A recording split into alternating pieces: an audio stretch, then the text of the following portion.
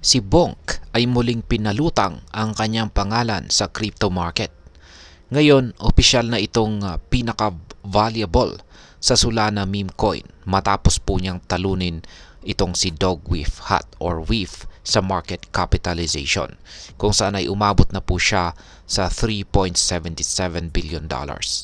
Pero ang mas malaking balita ay ang plano ng Bonk Decentralized Autonomous Organization or DAO na mag-burn ng 1 trillion tokens bago magpasko. Kaya yan, napakatindi po niyan. Kaya yan po ang siyang ating pag-uusapan sa video na ito. Pero bago po tayo magpatuloy, ay nais ko lamang po munang bigyang linaw ang aking disclaimer kung saan ang nilalaman po ng video na ito ay hindi po ito isang financial advice. For education and information purposes lamang po ang layunin nito. Ayan, paano umangat itong si Bonk at nagawa po niyang higitan itong si Dogwiffe Hat. Ayan, ano nga ba ang epekto ng token burn? Yan muna ang ating aalamin. Sapagkat mukhang ito po yung nagdulot ng excitement. Kapag po ang mga tokens ay na-burn or nasunog, ibig sabihin, hindi na po ito magagamit o maitatago sa anumang wallet. Dito po sa kaso ni Bonk, ang pag-burn ng 1 trillion tokens ay magbabawas po ng kabuuang supply nito na maaring magdulot ng scarcity o kakulangan. Kapag mas kakaunti po ang supply at mataas ang demand, tumataas ang presyo ng token.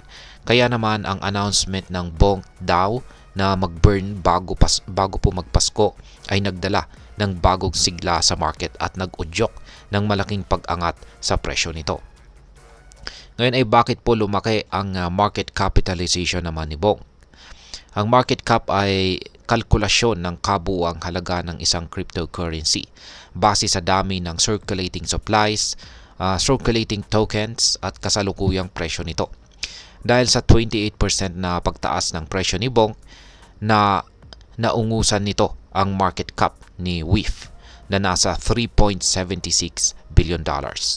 Ngayon, si Bonk na po ang nangunguna sa Solana meme coins, isang posisyon na nagpapalakas ng tiwala ng mga investors sa project nito. Ngayon ay ano naman po ang papel ng social dominance? Ang social dominance ay tumutukoy po sa dami ng usapin or discussions tungkol sa isang cryptocurrency sa mga social media, yan, or sa iba't ibang platform ng social media. Ang pag-akyat po ni Bonk sa 1.52% na social dominance ay nagpapakita na mas maraming tao ang interesado at aktibo sa pag-trade nito. Ang mataas po na social engagement ay madalas na nagpapataas ng visibility ng coin, kung saan ay isang positibong sign para sa mga investors.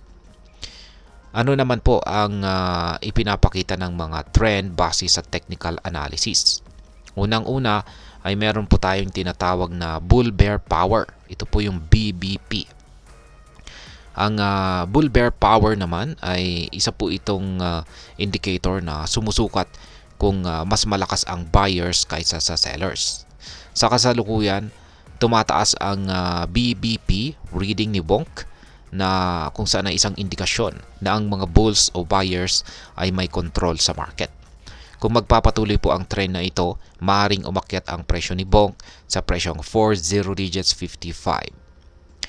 Yan, maliban po sa bull bear power ay ang mga resistance at saka support levels. Ang presyo po ni Bonk ay kasalukuyang malapit sa presyong 40 digits 50. Ngunit ang susunod na resistance ay nasa 40 digits 55. Kung ito ay mabasag, maaring magtuloy-tuloy ang pag-angat ng presyo ni Bonk. Gayunpaman, kung magkaroon po ng overbought conditions, posibleng bumagsak po ito sa support level na 40 digits 30. Ngayon ay ano naman po ang maaring maging epekto nito para sa atin bilang mga Pinoy crypto traders or investors nitong si Bonk. Ang pag-angat po ni Bonk ay isang exciting pero risky na oportunidad. Ang token burn ay isang promising na event na maaring magdulot po ng mas mataas na presyo. Ngunit tulad ng lahat ng mga meme coins, ang volatility nito ay dapat napaghandaan. Kung maganda ang ating timing, maaari po tayong kumita ng malaki. Pero kung hindi pa natin Pero pag hindi pa natin napag-aralan ang market movements nito, maaari po tayong malugi. Kaya mahalagang magplano, mag-research at mag-manage ng risk bago mag-invest. Ngayon ay ano naman po ang aking masasabi tungkol dito. Si Bonk ay isang halimbawa ng lakas ng hype at community-driven project sa crypto market. Ang plano nitong token burn ay isang smart move upang palakasin ang scarcity at presyo nito.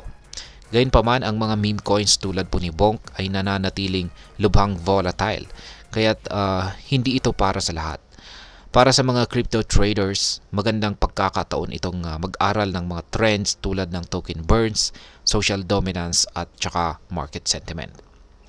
Kung susubukan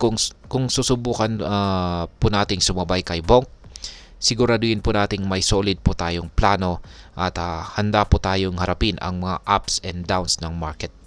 At tandaan, sa crypto, ang edukasyon ang tamang diskarte, ang tunay na puhunan. Yan, edukasyon at tamang diskarte ang tunay na puhunan na siyang magdadala sa ating tagumpay. At ayan, hanggang dito na lamang po tayo sa video na ito mga ka-crypto. Sana po ay inyong nagustuhan ang aking paliwanag sa video na ito. Kung inyo po itong nagustuhan, pakiclick lamang po ang like button nito. Marami pong salamat sa panonood, ingat po tayo lagi at God bless po sa ating lahat.